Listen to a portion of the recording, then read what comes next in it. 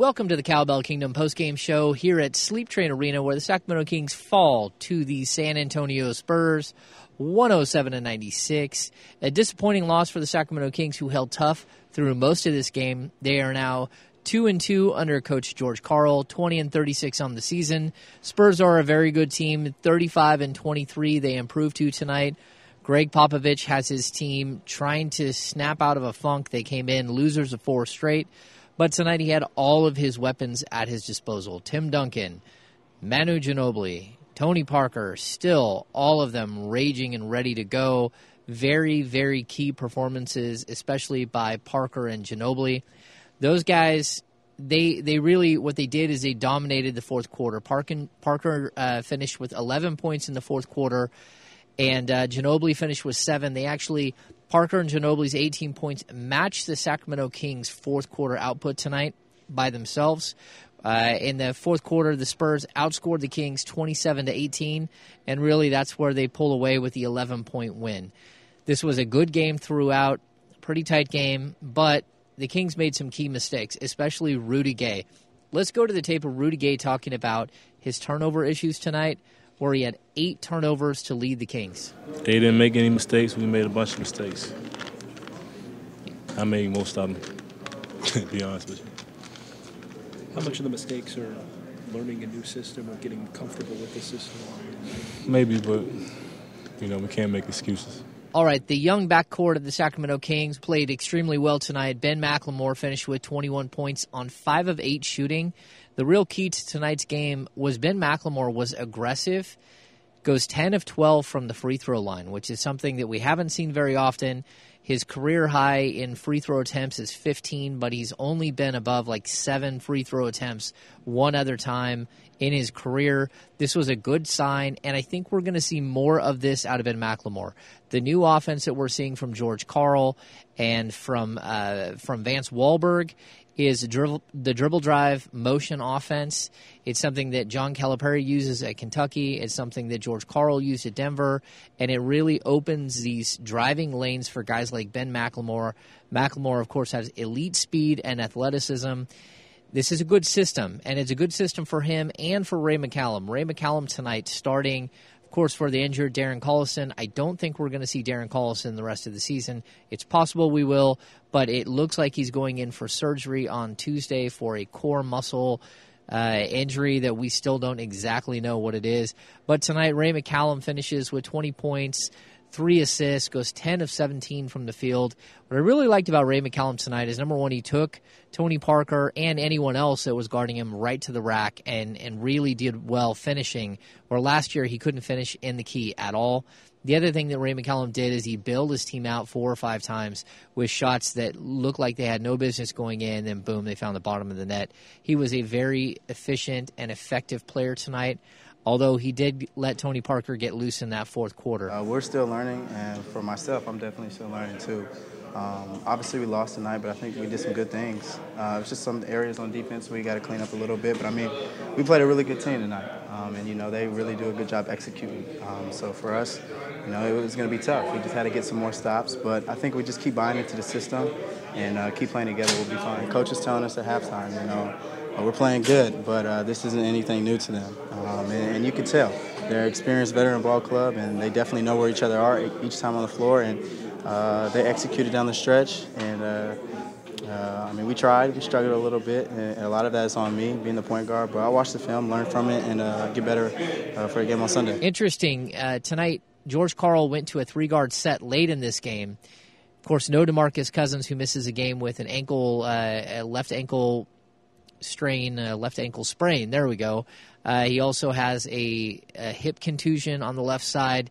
So tonight he didn't go. Jason Thompson started in his place. But what we saw is when we got into crunch time and George Karl needed to sort of figure this thing out, he went to Andre Miller at the point, Ray McCallum at the 2, and Ben McLemore at the 3 with Rudy Gay and Jason Thompson. I think it was efficient and it was effective.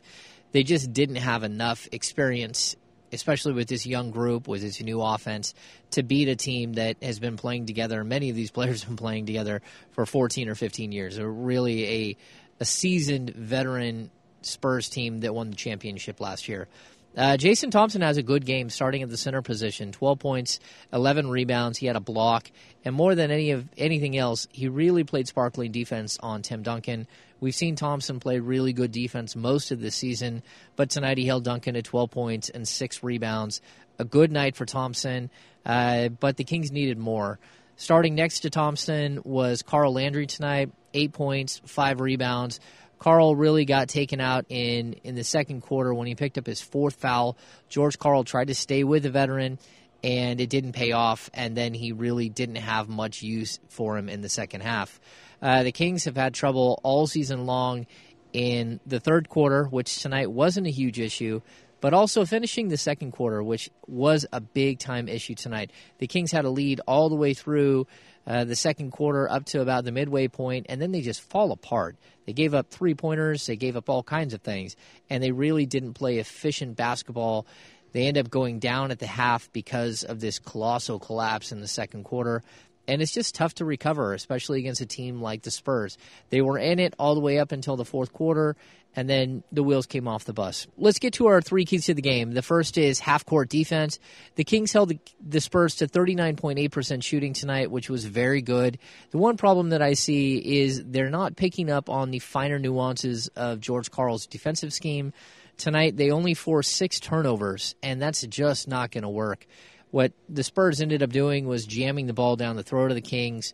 Karl tried to turn to Ryan Hollins to sort of fix what was going on, to put in a goalie, and that really didn't work at all. Hollins ended up with 1 block, but that was his only distinguishable stat. 1 block and 1 foul in 12 minutes. He had 0 rebounds. He had 0 points. He was almost a non-factor, especially that rebound number, 0 rebounds. You just can't have your big man coming off the bench do that. And what we saw down the stretch was a lot of second-chance points for the San Antonio Spurs. Karl couldn't live without Jason Thompson in this game, and that's something that I know some Kings fans are going to cringe to hear, but Jason Thompson has actually played really well this season. He's played really well under George Karl, and tonight when they pulled him off the floor, it really showed. The Kings struggled mightily. All right, let's get to our second key to the game, which is bench play. The Kings got outscored off the bench, 45-19. It's something that we've seen all season long. Andre Miller scored 10 points off the bench, which was nice. Omri Caspi had 6 points off the bench, and Reggie Evans had 3 points and 11 rebounds off the bench. But any positives that Reggie Evans did tonight, he more than made up for with negatives. Not only did he not play a great defensive game, he got out rebounded a lot. He doesn't have the size to compete with some of the bigger guys here. And the other thing is that he turned the ball over 3 times, which is something that we've seen a little bit of lately from Reggie. He gets a little loose after he gets his rebounds. He starts flinging balls out of bounds. He starts throwing bad passes. He got an offensive foul tonight, which is typical for him. Just not a real clean effort from the bench. And again, Ginobili lights the Kings up. He goes for 16 points. He almost single-handedly outscored the Kings bench. Ginobili 16 points, the Kings bench 19 points. So again, 45-19, Spurs bench over the Kings bench. I think your bench guys got to sometimes be more responsible to the first and third quarters, especially. It's a difficult game when you don't make smart plays. Lastly, the battle of the brains. These 2 coaches are 2 of the greatest coaches in NBA history. They are the only 2 coaches in the league that are currently active with over 1,000 victories.